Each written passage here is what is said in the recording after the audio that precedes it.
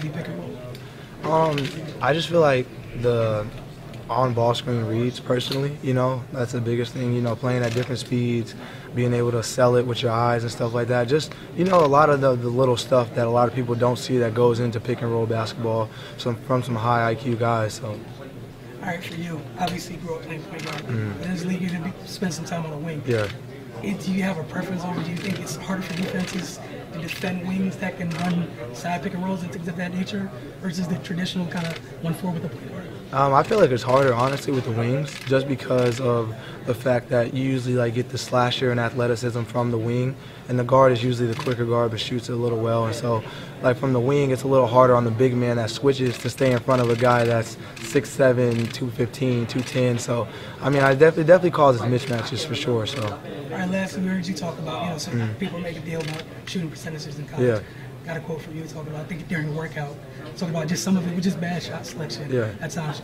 You look forward to having a little bit more space, maybe not having to rush as much on this level? Oh, definitely, for sure. For me, it's been definitely an easy adjustment, just making sure I'm taking the good shots and making sure that I'm not forcing situations and stuff like that. So I'm definitely looking forward to it. And then lastly, we heard about how much God bless you in your life. In terms of the first you might face this year, how much you take comfort knowing that is a big part of your life? Well, for me, it's a huge thing. Like I said, last year didn't go very great for me, and I'm not afraid to admit that personally. But, I just feel like it was one of those things where spiritually I had to stay grounded and just stay connected with God, and I knew everything would work out itself. So, and now I'm here, so I'm pretty happy about it.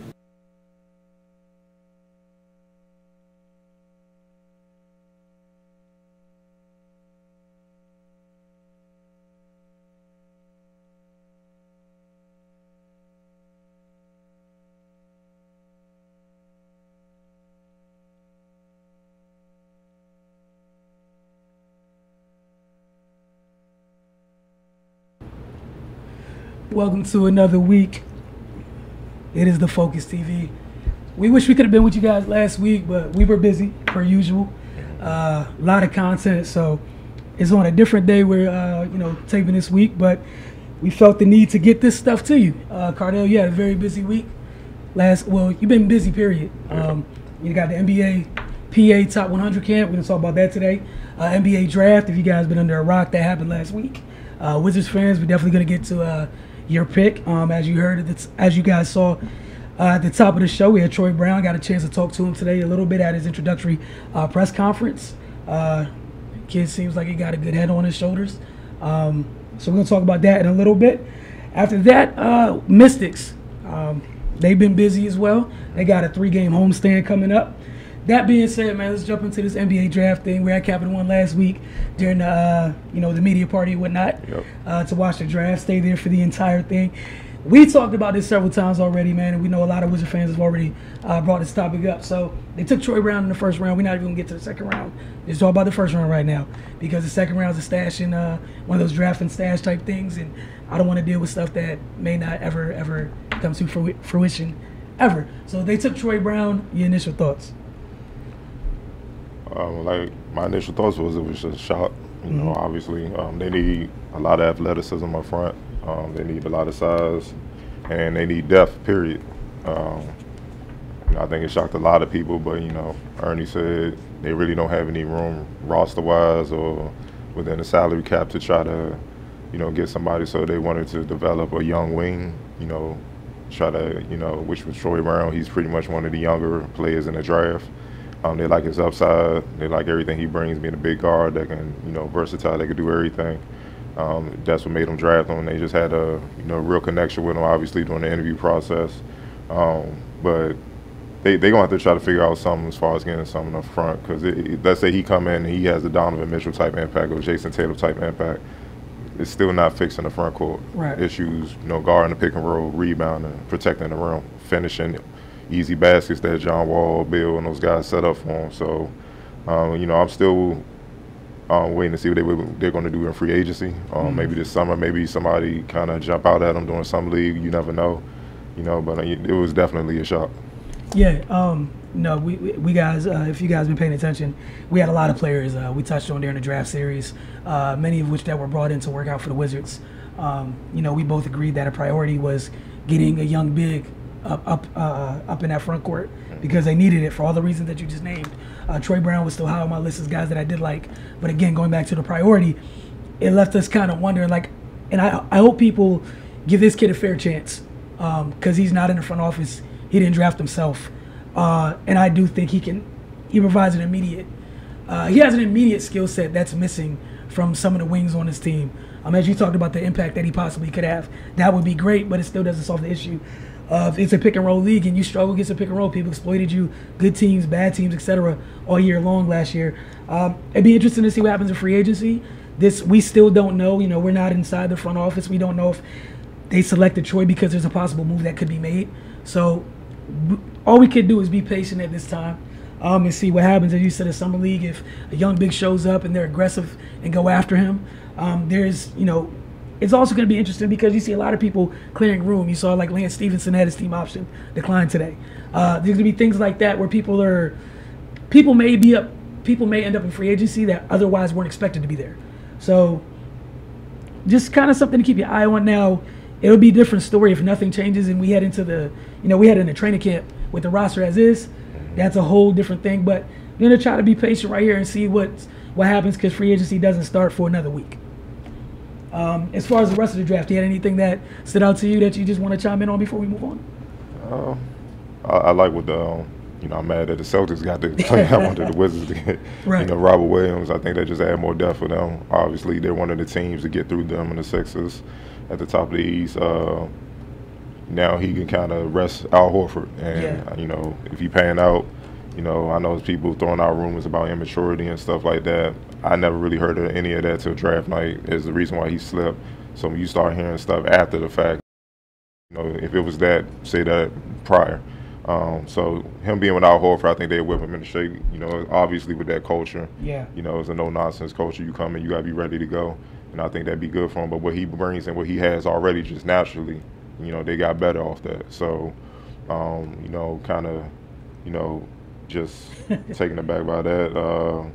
I like what's going on with the Hawks there. I feel like they drafted well, especially if the Doncic kid, kind of becomes what a lot of people overseas are saying he should. Him. He's in I mean, you know what I mean. You know what I'm saying? I mean, Trae Young, my fault. If Trae Young becomes what he's supposed to be, I like how they got Kevin Huerter and Omari Spellman. That's your guy. Yeah, that was the other guy that they didn't. If people could have sat next to Cardell when Omari Spellman got drafted, man, like it looked like part of your soul just really went through it.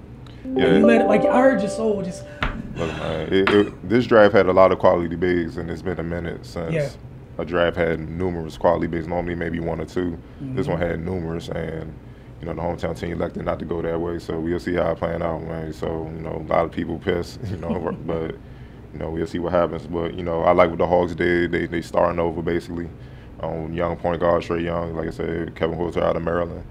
Sniper, who I feel like is in the Klay Thompson mode. He got a little bit more as far as putting the ball on the floor, and Klay's a better shooter. I think he's kind of in that mode. Omari Spellman, who I've always felt like was a sleeper. I feel like he's a top 15, 20 talent.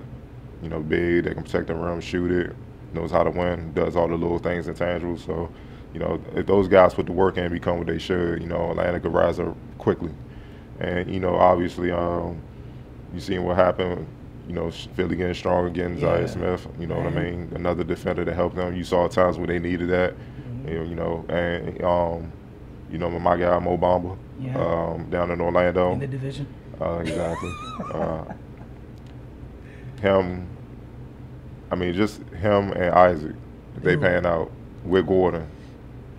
Don't forget what's it called? The young wing they got this year, Melvin Frazier. Yeah. Another kid with crazy length down there and athleticism as well. One team I kind of like, another team, I know a lot of people, obviously the Suns did well. A lot of people, you guys, for the Knicks fans, y'all got a great pick. It was a really good pick. It fits a need. I expect them to have an immediate impact. That's David Fizdale. As of right now, you got a solid 1, 2, 3 for when Porzingis comes back. And quiet as kept, I like what the Bulls did too. Wendell Carter. And the second pick, of course, I'm going to forget with that, Chandler Hutchinson. They've kind of had, I think Justin Holiday's done a good job at, filling in that spot at the 3. But kind of get you some depth and maybe a possible future starter there. Doesn't hurt either for whether you keep Levine or not. That's kind of a hole you had in your lineup. Get you some more help for Lauri Markkanen. That's never a bad thing. So we're going to keep you guys, updated going forward as we get to Summer League. Again, it's just only a week away. But Cardell, going back to some guys we may see in the league in a couple years from now, tell us who stood out to you, the NBA PA Top 100 camp. It was a nice crowd. I love going to this event. Just seeing the young prospects that you will be seeing in the dominate college and get to the NBA for the most part, but they're being taught by NBA players. And the NBA players come back and they kind of get their coaching chops, coaching up these players and giving them game. Rondo came back this year. Tony Allen, who's one of the more, let's just say, energetic coaches. But I'm a big Tony Allen fan. He could do no wrong. He kept it raw and uncut with those guys, telling them, he made the guards guard 94 feet every game, all game. If you ain't play defense, he sit you. And I love that about him. There's no excuses. So.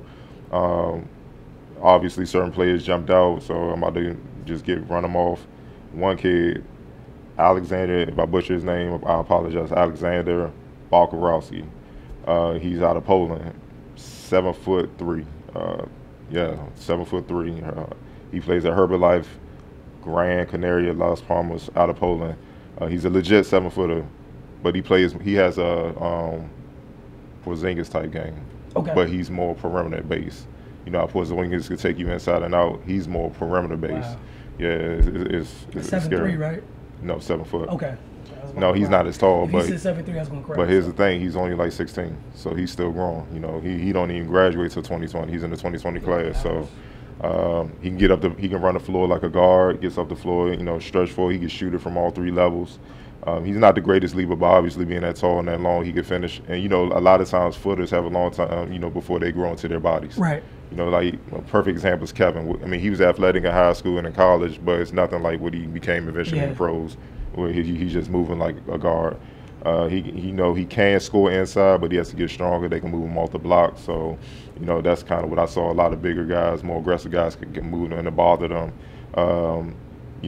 Defensively, he could be more consistent as far as on the ball, but he's a willing shot blocker. He will try to attack and block shots if you get past and whatnot. But he has all the tools to be a great prospect down the line. He averaged 6.1 points, 5.3 rebounds, and 64% shooting. So he's efficient and he knows how to play. He's not going to step outside himself. Greg Brown, another 2020 class power forward, Vandergrift, 6'9", 200. He might be top 5 athletes at the event. I mean, he dunks everything like a young Kenyon Martin. He gets near the rim. He don't hesitate. He gets high. He's off the ground quick, and he's vicious with it. He tries to put everybody in the basket. He don't care if you're your teammate. He don't care who's under there. That's what he does. I love him. I love bigs that play like that. Great finisher inside, rim protector. When he switched on pick and rolls, he stayed in front of guards, so he loves to defend. Yeah, that's big. Plays with a great motor. Like he's one of those guys that's constantly going, very competitive, always getting his teammates going. Like, come on, man, let's compete, let's keep going. Had a great attitude. He's a bit raw. He gotta get his ball skills, perimeter skills, up to par. He showed flashes. He could dribble and stuff, but you could tell he's not fully comfortable. Right. Once he add that, if he adds that, by the time he has to do 1 year college, unless they change the rule and allow them to come out of high school, he got a couple years. I mean, he'll be a lottery pick for sure. He has that size and athleticism already, and the competitive nature and toughness, mental toughness that you need. So, it's just a matter of him putting in the work skill-wise to maximize his potential, and it's a wrap. He averaged 9.6 points, 5.8 rebounds on 48% shooting for the camp. Another kid y'all going to hear about, 2020 class. Y'all might want to pay attention to that class. Anthony Edwards, out of Georgia, Holy Spirit prep, shooting guard, 6'5", 210 already. Like I said, that's a man already. Yeah, he's already has NBA size. He's strong physical guard. Man, he attacks relentlessly. He knows he's a big guard, so he don't advantage of it. Yeah, he don't play any games. He's there to blitz you and destroy you, take your soul. He already, like I said, he already has an NBA frame. Even when I saw him, before I even looked at the measurements, he looked like how Marcus Smart looks now.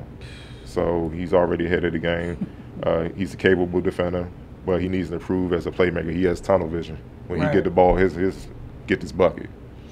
So he has to improve as far as making plays, finding open guys, because sometimes he get into traffic and it's a turnover or he'll force up a bad shot. And, against good players, they make you pay for that. Right now, he's a streaky shooter. You know, he can get to the free throw line at will. He's a great free throw shooter. He's knocking out. He knocked down 84% during the camp, but you know, he's a streaky shooter. He don't shoot. He don't shoot threes well at all. So that's why he relies on getting to the basket and getting to the free throw line, which is effective in his own right. You know, but he has to improve that because as he move on to higher levels, college, possibly the pros, NBA, they're gonna game plan for that, and they're gonna be able to counteract it. So he's gonna have to make them pay. Average 17.6 points and 3.3 rebounds on 56% shooting.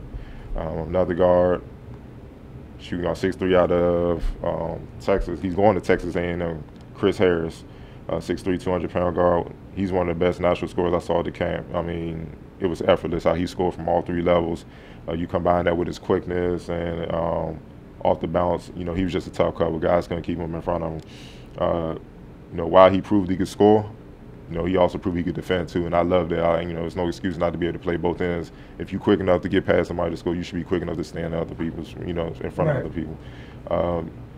He has to prove his play, making players better. Like I said, a lot of guys at that age, they tunnel vision. I got to get mine, and he relies on having the ball a lot. He kind of just stands around, wait for the ball to come to him. I would like to see him learn how to be effective moving without the ball, because now with his scoring ability, he becomes that much of a bigger threat. What I'm saying? Just then, also just by standing there, whatnot.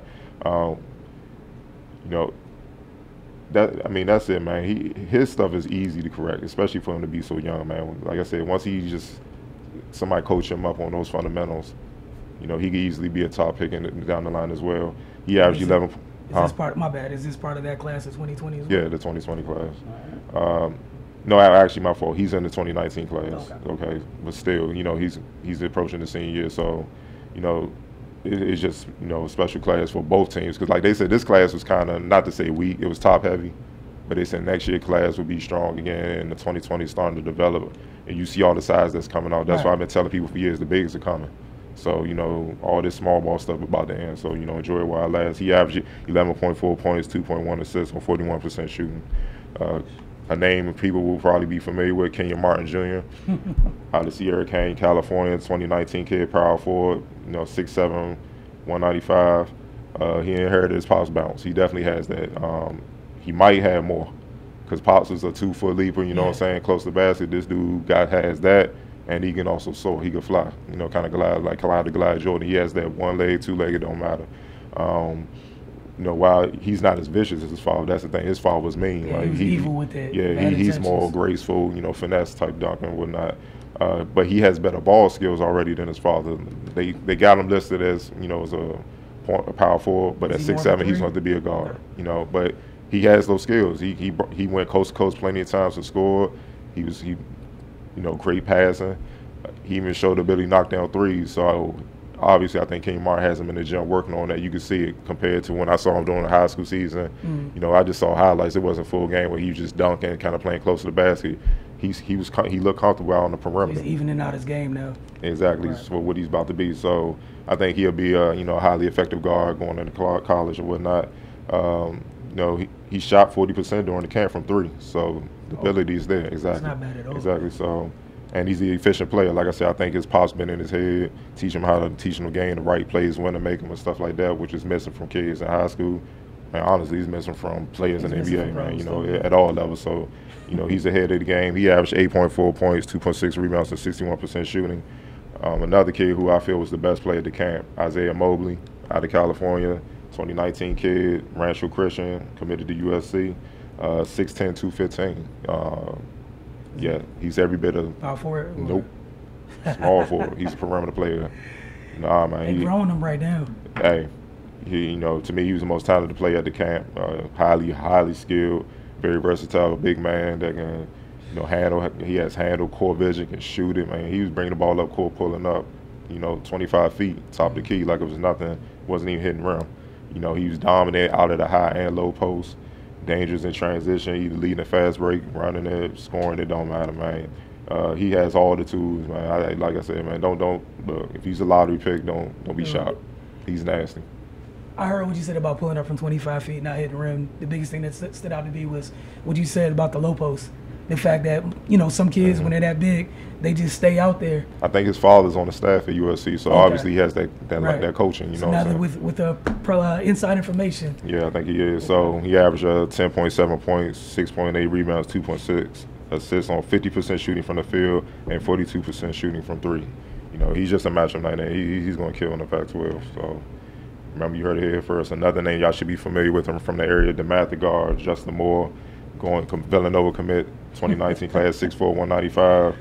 I mean, every time I see him, he gets better, man. Now it's just easy. He's just playing with dudes, man. Is it 195? 195. You know, he's playing with guys, man. It's not even fair.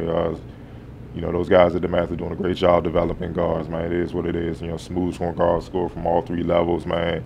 And it was easy because he just let the game come to him. If you play off him and knock down the jumper. Right. If you crowd me going past you, I'm gonna either score and make a play, take the foul, go to the free throw line.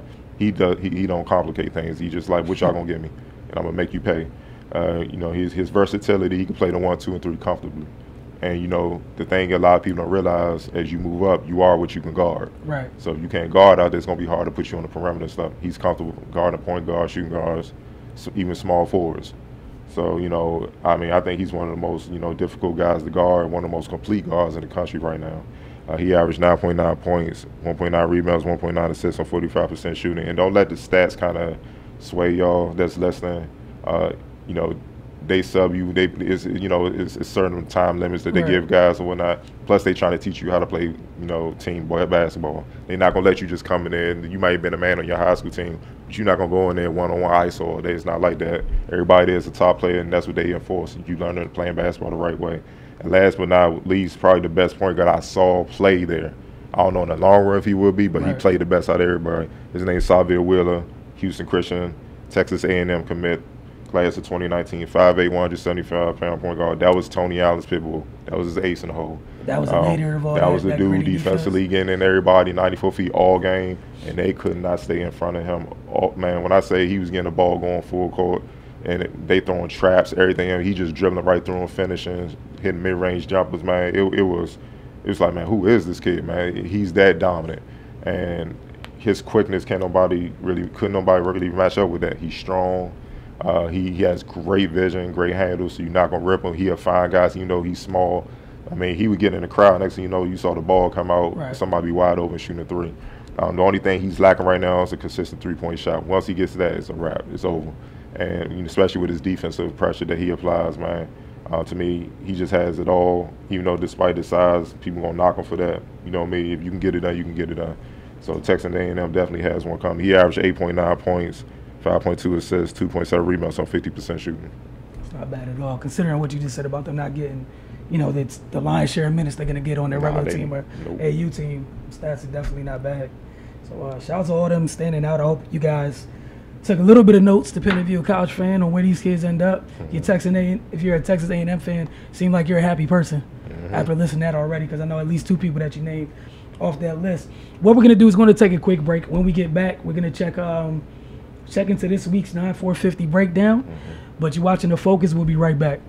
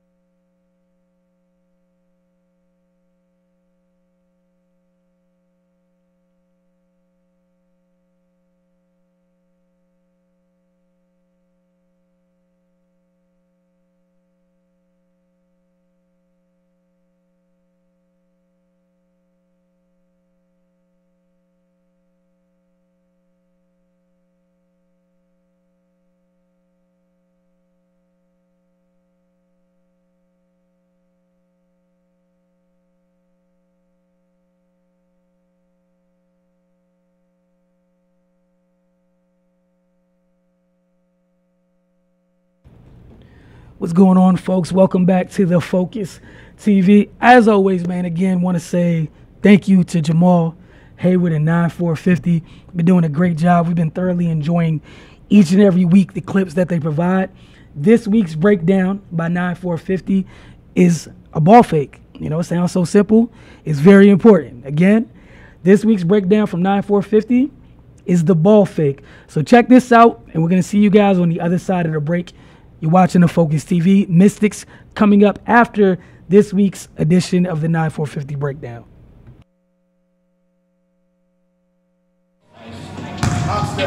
Ball fake. Got it. Here. Shift. Footwork. Shift. Right back.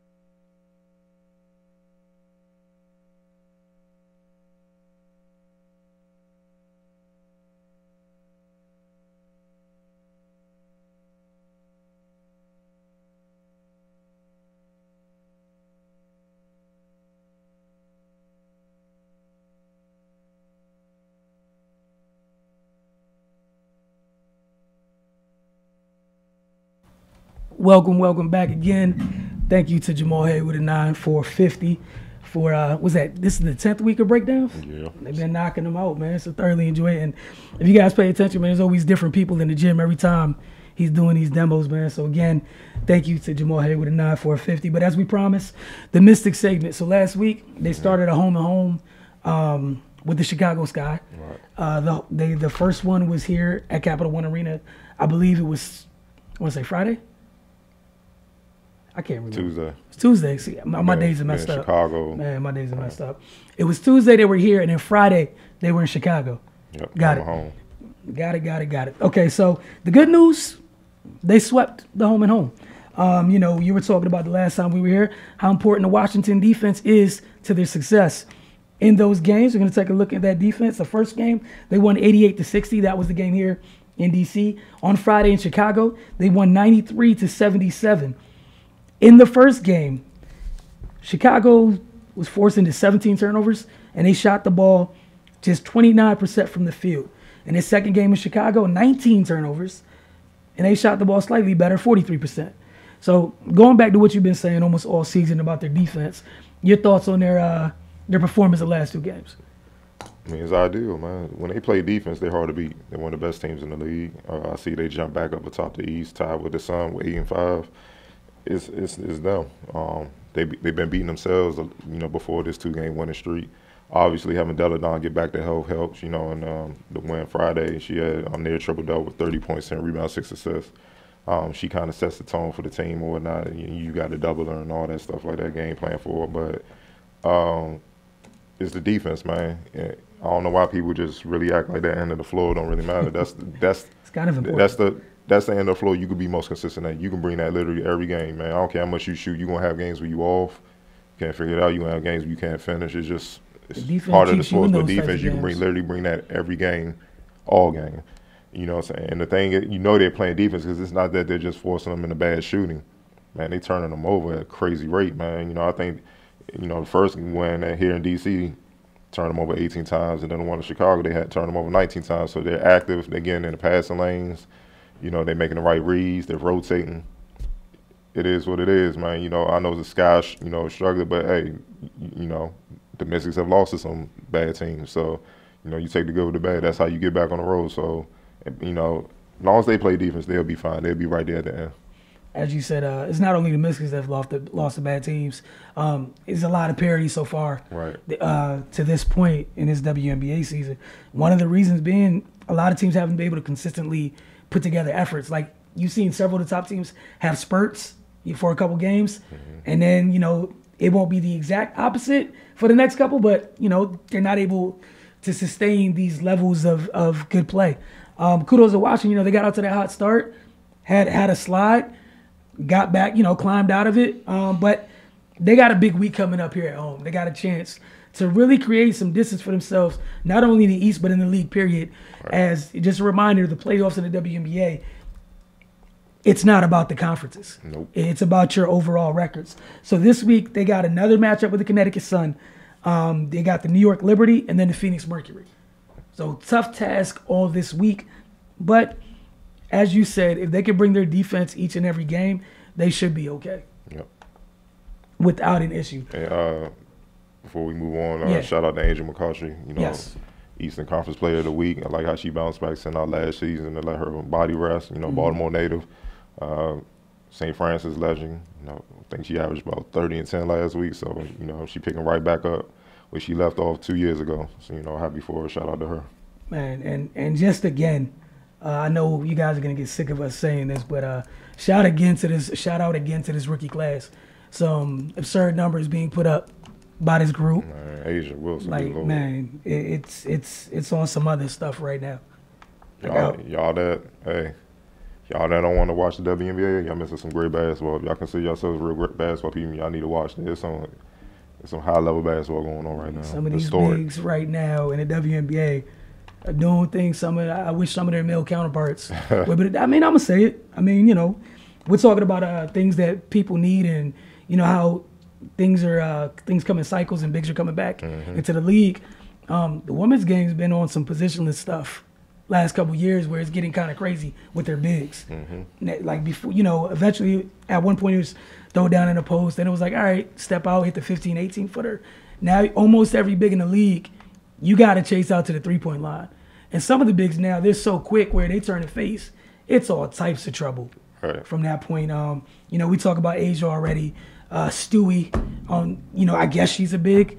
How to classify her? Man, she in that KD mode, man. But that's the size of a big, but she's a guard. You got John Quell in Connecticut.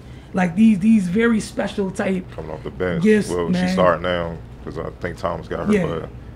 But just the skill sets and the physical packages that they're coming in are just crazy at this time, man. All right, so we're gonna move on to the Pitts League. Got the Pitts League recap for you guys. This past week was week 6. So without further ado, let me go ahead and get into this. Got you guys. Let me go ahead and pull this up real quick. All right, so week 6 results. We're going to start with Saturday's games. We got J&R's Mob. They beat Baseline 75-57. The second game, this is on the women's side of things. The Maryland Jewels routed Black Lives Matter 69-41. Renee Strong, close game of Concrete Playground, 76-73. Black Power, back to the men's side, Black Power, Not Me ENT, 76-51 in favor of Black Power. And then Team Anonymous, back on the women's side again, took care of Concrete Playground, 76-73. The high scorers for this week, you had Jasmine Bird, 28 points. You had, I'm going to mess up her name, Sadaya Doyle, 24 points. Nate Harrison, 19 points. You had a big outing, again, Jasmine Bird in another game with 26 points. Nicoya Anderson, 19 points. Natalie Harrison, 22-point outing. We got Troy Dockett with a 24-point. Mo Creek, 24 points. So those are some of the players that stood out this past weekend in the Pitts League. And if you want to know what's happening, what else happened last week, and what's going on this week in the Pitts League, get over to the social media, either Twitter or Instagram, just the Pitts League. It's just that simple. All right, so Cardell, got a quick DC United update. So they lost in the Open Cup last week. That was the game when I was talking to you last week. That's where I was Thursday. That's why I can't remember anything. Out at the Soccerplex, had a weather delay. Literally 5 minutes into the game, they were playing Orlando again in the Open Cup. That game, it was a 1-1 draw, went to extra time. Neither team can get a goal in either of the extra halves. Both tried. Luciano Acosta had a really good night, some aggressive plays by him, more of a facilitator. It seemed at one point around the 70th minute or so, he seemed like he wanted to go home. He was trying to end that thing by himself.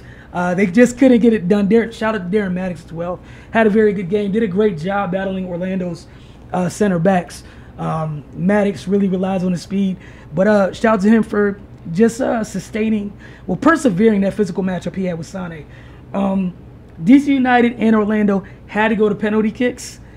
DC United didn't take care of business. Orlando did capitalize in that situation 4-2. So DC United is now out of the Open Cup. The good news for the Black and Red, 2 more away games before their season home opener at Audi Field. This weekend they go up to New England. Following week, July 4th, they're out in LA to take on the Galaxy. That game's at 10:30. Then the following week, Audi Field. If you guys haven't seen any pictures of it, follow DC United on social media there. They just put the lines down on the field. The grass went in last week. I can't wait to get in there. I truly can't wait. As much as I love the soccerplex, can't wait to see Audi Field. All right, Cardell. I know you got some rapid fire for this week, man. So Yes, I do. what we got? Oh man, so much to talk about. We'll start off with Carmelo, man. You know, news is he opted into his final year of his contract with the Thunder, $27.9 million. You know, I hear a lot of people kind of acting crazy about that fact. What are your thoughts on that? All the people acting crazy. If you just had to sign your name on a dotted line for $20+ million, regardless of your work performance, would you not do it? Just for those who have an issue. But, again. It just shows you how people are not business savvy. You're going to give that up, you know, knowing you coming off a down year, and you're going to look to how you're going to recoup that. You know what I'm saying? So, no, I'm going to opt into that. Make sure I get that, and especially when you don't really know if the team going to ship you. You don't know what may happen. So what if they trade him and he opted out? So he's not getting his money and he's getting shipped out. You know, he no longer like people just need to really think, man. So I don't care if you average 0 across the board. Man. It's just smart business to opt in and get the money, man. Like, come on, man. And the money it wasn't just for last year. It's his overall body of work. Somebody felt he was valuable enough to pay him that.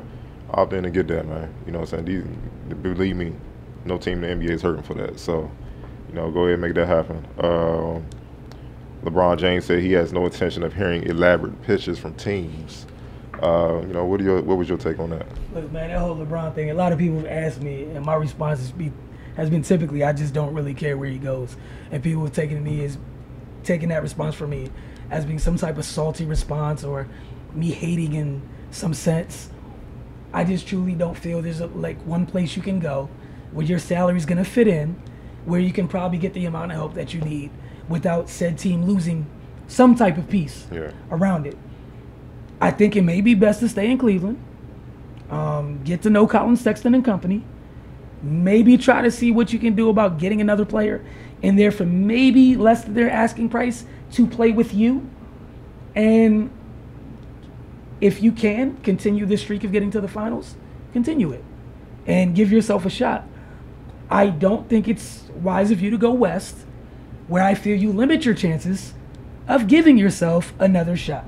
Mm-hmm. So that's just me. And again, I'm not hating. I'm just saying this is far different a decision than 2010. I mean, part of me also feel like it's a maturity. You know, obviously when you get married, have kids, you don't look at the world the same. You know, first decision he handled that wrong. Yep. You know, even though it was right to make the decision, how he handled it was wrong. It was immature. So I like the fact that he said we're not going through that no more. Just straight to the point. Don't think for 1 second LeBron all season didn't have an idea what was going on with other teams. He knows the landscape of every team was going on. That's what makes him great. He's a student of the game. He knows what's going on. So I'm pretty sure he has an idea, but what he doesn't have an idea is obviously the family factor. You got to talk to the wife and see what's best for the kids, and that's why I say it's different now than then. Even though he did have it, but it's more so when your kids are older, you really into it. Like, I can relate, man.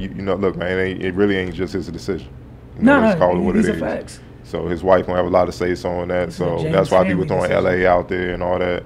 Mm-hmm. But for me, I agree. I would like to just see him stay in Cleveland, man. And honestly, at this point, I mean, you can count on one hand if you go by resume. Well, like individual winning accomplishments, accolades, man, with like maybe Kareem, Jordan, Bill Russell, Wilt, those only guys maybe ahead of him in that area. It's nothing more he can really do. So why even uproot? Like, you already bought that championship there, man. You an icon there, you a homegrown kid. Just keep building that legacy there, man. You know what I'm saying? And you never know. You know how, like, Sexton might pan out. My man that was supposed to go to Kansas but went overseas for a year.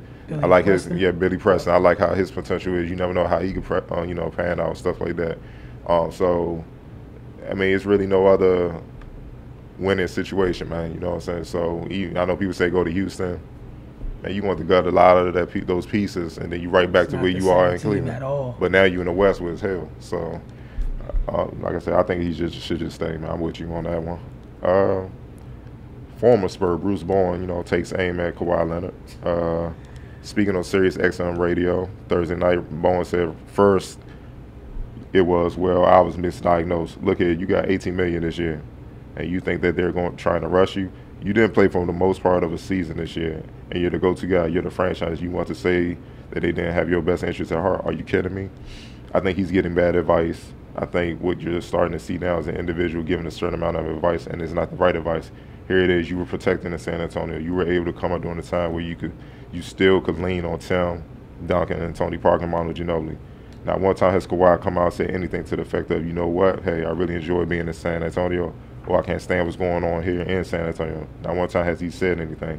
As a player, if I'm a leader of a team, my team goes on the road in the playoffs, I'm with my guys, because that's what it's all about. It's about camaraderie. It's about fellowship. It's a brotherhood. When that didn't happen, it's all kinds of sirens and alarm signals that say to me, is this person fully vested? I don't want to take on a player who's not willing to support his guys during the course of their time needing him. What are your thoughts on Bruce Bowen's full quote? It's a lot that he said. Mm-hmm. It's one of those things where, unless you're all the way this, I don't have the information Bruce Bowen might have. Mm-hmm. So for me to comment on this, I go in and say, parts of what he says, I do think is easy for me to say true. For you to be the franchise guy, there's a lot that you haven't dealt with as a franchise guy because you're kind of insulated to a degree. Where if something kind of goes wrong, there's a Hall of Fame coach there, where we kind of look there first before we look at you. When Timmy was there, we looked there before we looked at you. This might be the first time with your injury issues where now that bullseye is firmly planted on you. Mm-hmm. And I don't think it's been handled correctly. I think that's fair to say. It hasn't been handled the best it could be. I'm not just talking about from Kawhi, just period. Situation probably hasn't been handled the best. As far as the bad advice, it could be. And that's, again, goes to what I just said about it not being handled the best. It's hard for me to try to jump out there too much with not knowing exactly what's going on. All right. But this is true. We haven't heard you, make any affirmations or declarations about your love of being San Antonio or anything like that. At the same time, just because you haven't, I'm not one to be like, oh, you don't love being there either. You've kind of been a man of few words since you've been there. So, I mean, I don't know with it, but I'm anxious to see how this entire thing plays out. And I think when it gets to some sort of a resolution, we'll get more as to what really happened. I mean, for me, man, it's hard because he's my favorite player to watch in the league. When he's my absolute favorite player to watch. But I kind of lean more to what Bruce is saying because of this. It'd be one thing if he was at a franchise that has a history of not treating their players right, just doing their play. Then I'd be like, man, yeah, it's the player. But it's the Spurs, man. They've never. I mean, think about all the great players that came out of it. Like, it's started with David Robinson, Duncan. Then you can Ginobili and Parker came. Then he came. You never heard anything like this coming out of there. So okay, let's say they did misdiagnose his injury. You know what I'm saying? That's a big deal with a professional athlete because it kills trust. Okay. So you want to get a second opinion and everything like that. From all reports, it seemed like, well, the Spurs respected that because maybe they felt all right, we misdiagnosed it, it caused a further injury, here. But to say they try to, from reports, right? Obviously he hasn't talked, so I'm not going to say him, but to have reports say that you feel like they try to sabotage your career when you know that's the opposite, to me, that's wrong. Yeah. You know, you don't throw that out there. And even if you are a man, if you feel that, if you see that out there, and you know that's wrong, speak up. Be like, nah, it's nothing like that. We would deal with this internally and keep it moving. You know what I'm saying? Because you leaving them out to dry and they've held you down. You know, and Pop is not the type of coach where he will even roll with something BS like that. I think he the type, he'll just quit. Like if he was with a franchise that wanted to go about it the wrong way, I think he just like, you know, I'm out. I can't be a part of this. You know what I'm saying? Because it's just not right. Look at how he attacks the president. Well, he checks the president and everything, social issues. That's the type of man he is. He's a stand-up dude, which is why a lot of players love playing for him. So I feel like what Bruce said is true. And I also think he's kind of speaking more on behalf of like with Tony Parker and Ginobili came, because when Zaza took him out, you know, they had a chance to beat the Warriors. They was up big. So obviously Ginobili and them, Tony Parker, they had nothing else to prove. So they like, we going to come back around with this young boy and try to get at him again, because we feel like opportunity was taken from us. They didn't get that chance because he was hurt. You know what I mean? So it's things that could have been done way better on his end. And it starts with just being upright, you know, outright, like, look, this is what I want from the get-go. Then this is a non-issue by now. Yeah. You know what I'm saying? It's just a matter of, like, where he's going to go. And then it's not even all this drama. So, you know, by you not communicating, it is what it is, man. And, you know, so it could be more professional ways being done on both sides. Chris Webber, you know, he accepted Jim Harbaugh's invitation to attend the game at the Big House as honorary captain. Webber was making an appearance on the M-Zone radio show in Ann Arbor on Friday when Harbaugh called in the show and asked Webber if he would be willing to come back, and the former Wolverines basketball center accepting the invite on the spot. Do you think this is a start towards bridging, you know, the fractured relationship between Webb and Michigan, and also, you know, Fab Five, man? Because, you know, I would like to see those guys click, you know, get back together as well. I hope so. I really hope so. And kudos to Jim Harbaugh, who I've been kind of sour on for a little while for other reasons, but kudos to him. For someone on that side extending an olive branch for one of the most memorable parts of that school's history, for trying to get past this murky situation that's lasted far too long, as you said.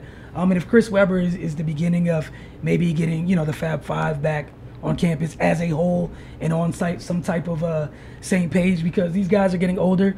It would be really bad if, you know, they go on to, you know, leave this place with no resolution, with all this stuff still being out there. All right.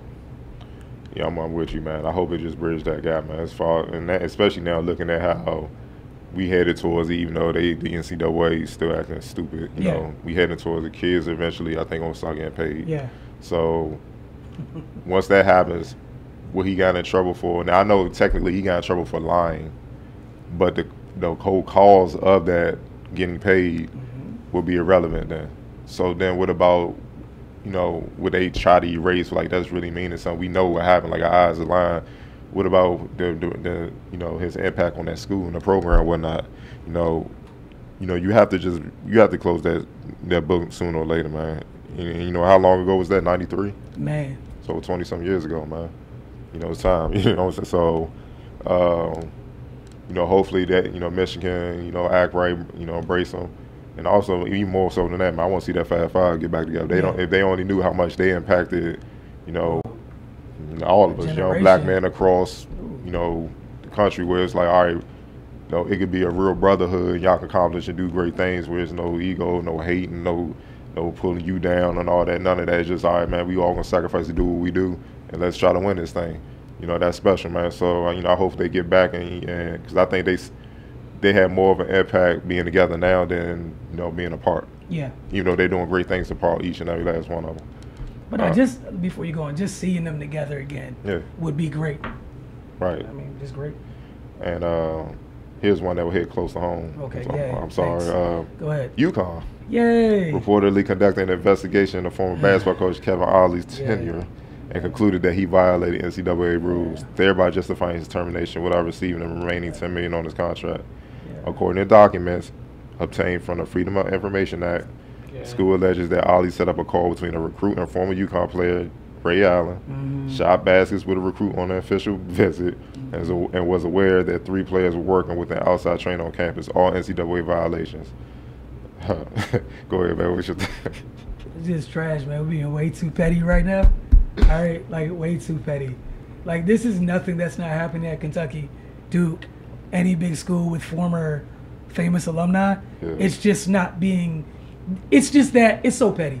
It is like they wanted him out, and that's what they used. Like somebody dropped the.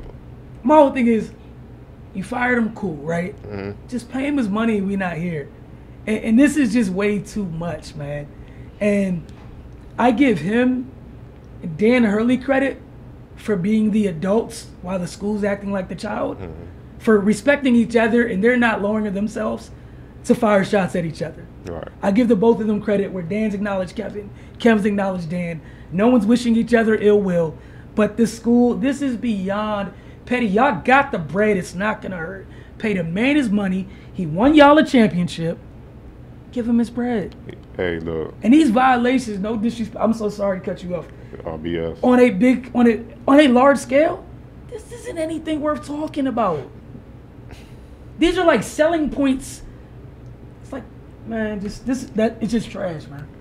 Especially, really trash. especially when them same players could be at the NBPA top 100, and what if Ray Allen came back and coached? They're talking.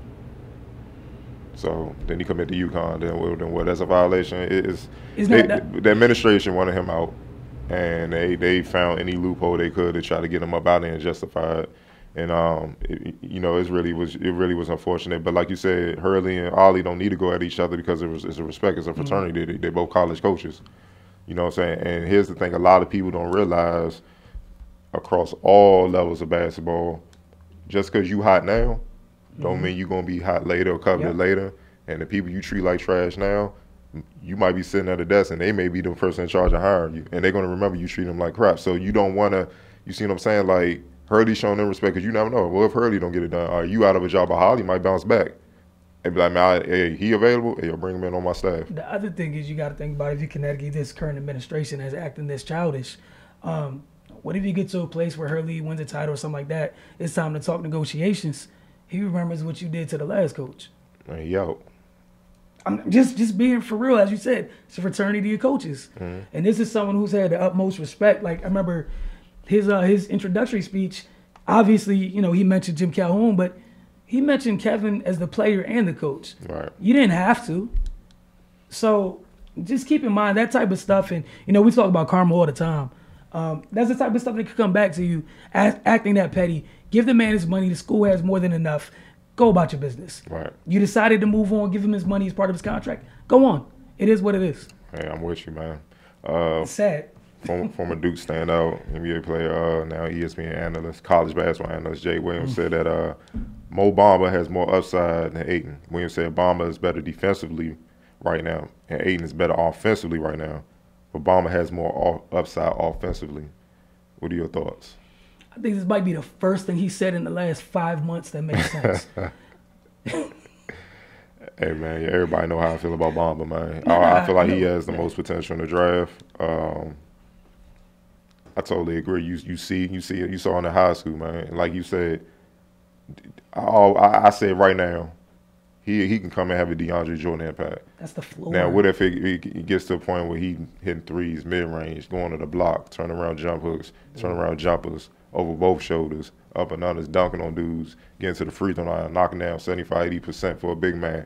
Then it's a whole and recognize the double teams passing and find the right guy who's open for clear shots. Now it becomes a whole different ball game, and now you got a problem on your hands. That's the potential, and that's not even. I ain't even say anything as far as defensively. He could be averaging like 3-4 blocks a game, easy, guarding guys on the pick and roll and all that. Game. Like Greek, he could have a defensive impact like Greek Freak and Kawhi, while offensively be on some Joel Embiid stuff type vibe. Man, it's like it's scary what he could be if he continues to put in the work. That's why I always been high on him. Like I wouldn't have been scared to take him down one, even though Phoenix had to, because the kid went to Arizona, and it makes sense, business wise, and you to promote it and all that. But I'm not knocking Phoenix for taking Ayton at all. Nope. I'm not knocking Dallas for taking Doncic at all. After that, even Sacramento with bags. Yeah, I'm not even mad at that. But Orlando and Steve Clifford, you got you one, and that's the other thing.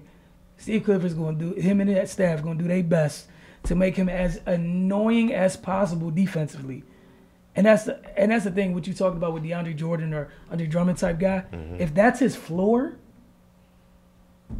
like that's a couple all-stars. You know what I'm saying? a floor. Yeah. You know what I'm saying? So, you know, I'm excited to see what he can do. I'm here for all that. They just got to get a point guard that can go to work, make his job easier. Denver Nuggets star Nikola Jokic, a.k.a. the Joker, who have his team option declined for next season, become a restricted free agent, and Sides plan to reach agreement on a 5-year, $146 million maximum contract. Do you think he's worth it? I think he's worth it, and I think they got him in a bargain. Yes, sir. You're with me on that, right? Because hey, look, you do up close, man. No, hey, look, but that's what I'm saying. I fully expected when I saw 5-year for that thing to start with 2. When it said 146, shout out to Denver and the Joker for getting it done. That's a bargain for that. That's a bargain. Listen, man.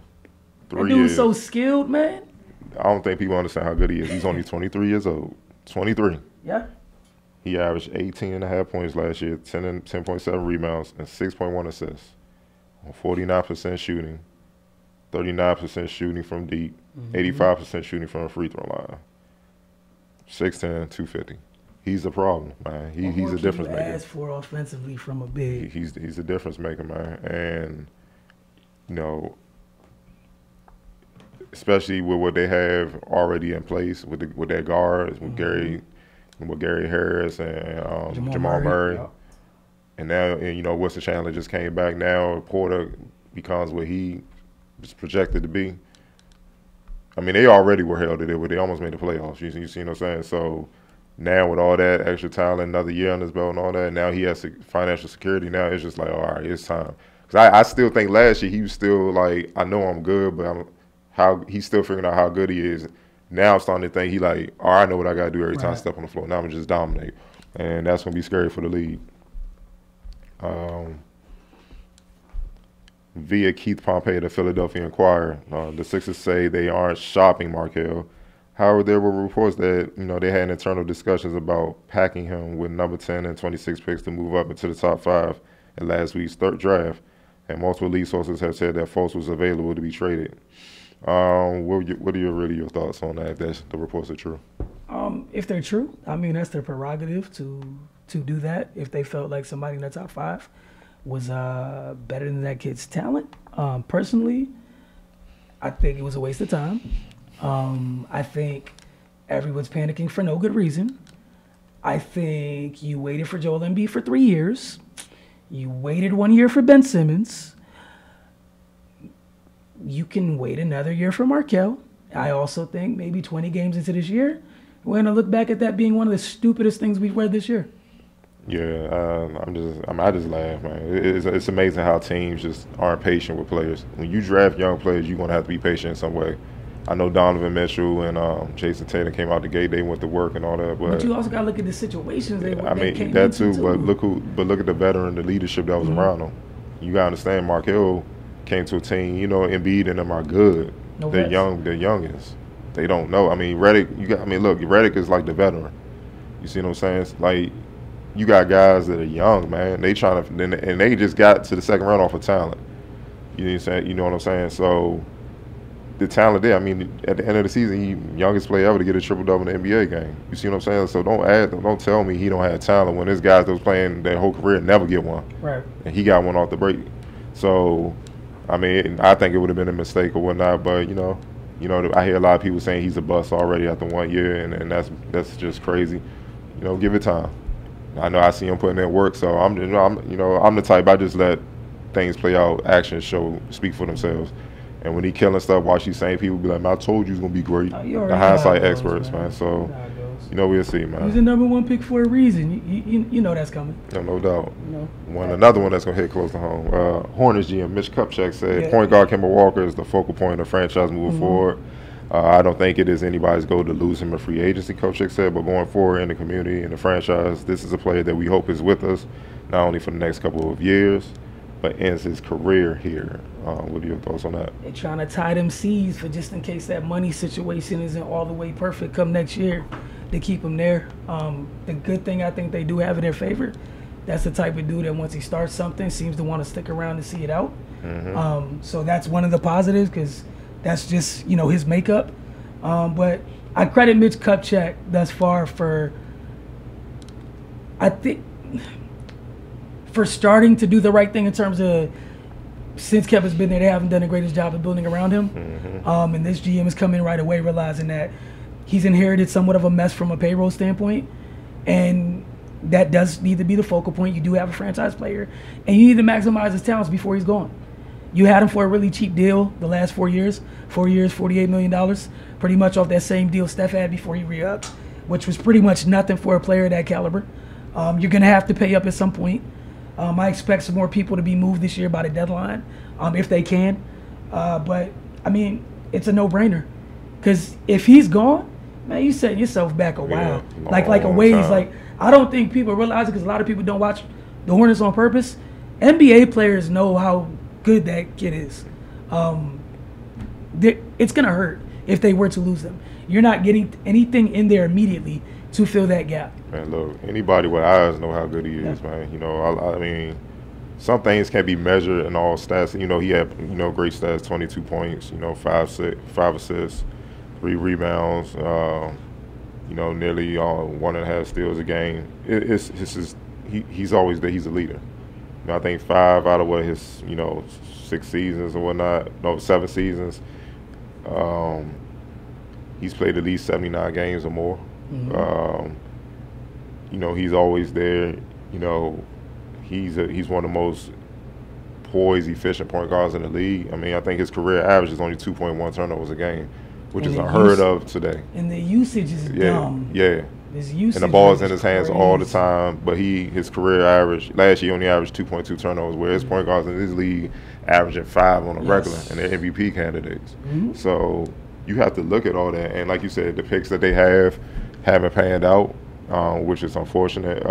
That's why, you know, I think Mike kind of cleaned out that scouting, you know, the scouting department and whatnot. It's just, you know, something's broken. Yeah.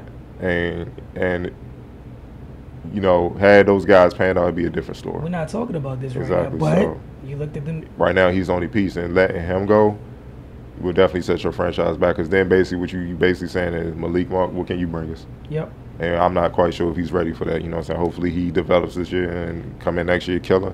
But, you know, it's hard to say, man. But it's a crime because, you know, I call situations like this where they bury Sanders. Yes. That's what I call these. Analogy when you by yourself. You know, Barry Sanders, him, you know, I saw with Kevin Garnett.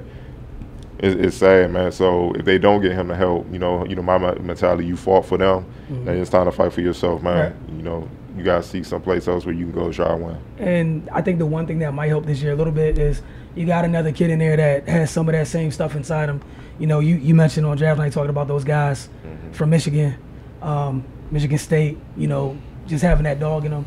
I think having Miles Bridge as another road dog out there in terms of another guy with this type of mentality out there with the talent to help, I think will pay dividends. But we want to thank you guys for tuning in. Get over to finestmag.com. Get over to mymonosports.com. And especially follow the Focus TV on social media this week. As we told you guys, busy with the Mystics and some other things. And we see you guys next week. This has been the Focus TV for Cardell Dudley, Wilson Sarpay Jr. We'll see you guys next week.